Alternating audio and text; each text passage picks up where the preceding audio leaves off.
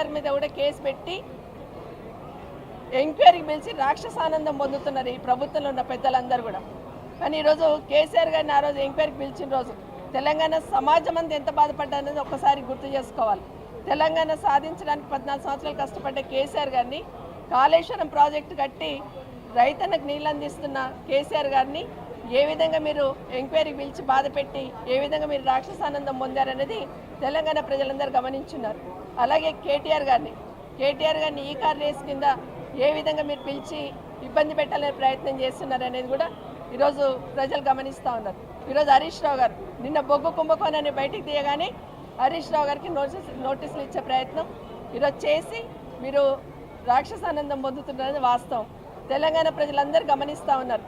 BRS party తరఫున నాయకులు ఎవరు ప్రశ్నించినా కూడా అది కింద నుండి పై వరకు సోషల్ మీడియా కింద ఉన్న పోస్టులు ఎవరైనా పెడితే ఇమీడియట్గా కేసులు పెడతా ఉన్నారు.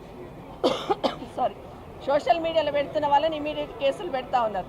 అట్లాగే పైన ప్రశ్నిస్తున్న హరీష్ రావు గారు, కేటీఆర్ లాంటి వాళ్ళు ప్రశ్నిస్తూ ఉంటే సమాధానం చెప్పలేక వాళ్ళకి రాక్షసులతో పోలుస్తూ రాక్షసానందం పొందుతున్నారు ముఖ్యమంత్రి గారు. ఇది ప్రజలు గమనిస్తూ ఉన్నారు.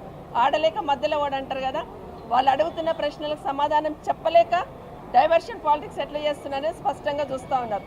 మొన్న గౌరవ పెద్దలు కేసీఆర్ గారు మన తెలంగాణకు సంబంధించిన నీటి వాటాను పక్క రాష్ట్రానికి పోతుంది కదా, మరి మీరు కోలుకోకపోతే తెలంగాణ బిడ్డలకు అన్యాయం జరుగుతుంది, తెలంగాణ సమాజానికి అన్యాయం జరుగుతుంది, పాలమూరు రంగారెడ్డి నిర్వీణమైపోతుందని ప్రశ్నిస్తే ఆ రోజు ఉలిక్కి పడ్డారు.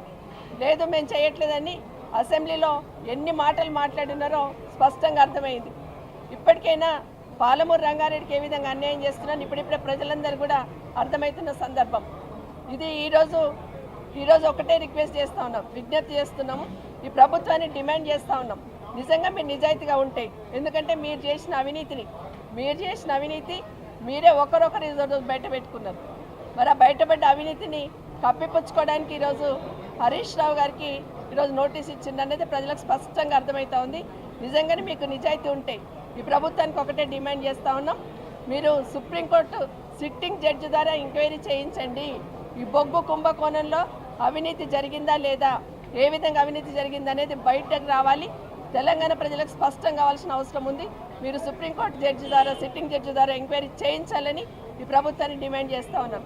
ఇలాంటి నోటీసులు ఎన్ని వచ్చినా కూడా ఎదుర్కోవడానికి మా నాయకులు సిద్ధంగా ఉన్నారు, మా కార్యకర్తలు సిద్ధంగా ఉన్నారు. తెలంగాణ సమాజం కూడా చూస్తూ ఉంది, అవకాశం కోసం వెయిట్ చేస్తూ ఉంది. ఏ ఎన్నికలు వచ్చినా మీరు నోటీసులు ఇచ్చి డ్రామా ఆడుతున్న విషయాన్ని ఇప్పటికే తెలంగాణ ప్రజలందరూ గమనించున్నారు. మొన్న సర్పంచ్ ఎలక్షన్లో తగిన దెబ్బకి గిలగిలా కొట్టుకుంటూ ఈరోజు మున్సిపల్ ఎలక్షన్లో కూడా ఈ నోటీస్ ఇచ్చి ఏదో డ్రామా ఆడాలనుకుంటున్న మీ నాటకాలు చెల్లవని ఖచ్చితంగా ప్రజలందరూ కూడా బీఆర్ఎస్ పక్షాన ఉంటారని కూడా మనవి చేసుకుంటూ, మీరు ఇస్తున్న హామీలన్నీ కూడా చూస్తున్నాం, అన్నీ వదిలేసి ఈరోజు బతుకమ్మ చీరలు మొన్న గ్రామాలలో పెంచారు, ఇప్పుడు మళ్ళీ పట్టణాల్లో పంచుతున్నారు. ఇవన్నీ కూడా మీరు 6 గ్యారెంటీలు 420 హామీలు నెరవేర్చేదాకా బీఆర్ఎస్ తరఫున ప్రశ్నిస్తూనే ఉంటాం. ఎన్ని కేసులు పెట్టి ఎదుర్కోవడానికి సిద్ధంగా ఉంటాం. నిజంగా మీకు దమ్ముంటే, మీరు నిజంగా నిజాయితీ పరులు అయితే సుప్రీంకోర్టు సిట్టింగ్ జడ్జితో ఎంక్వైరీ చేయించాలని ప్రభుత్వాన్ని డిమాండ్ చేస్తా ఉన్నాం.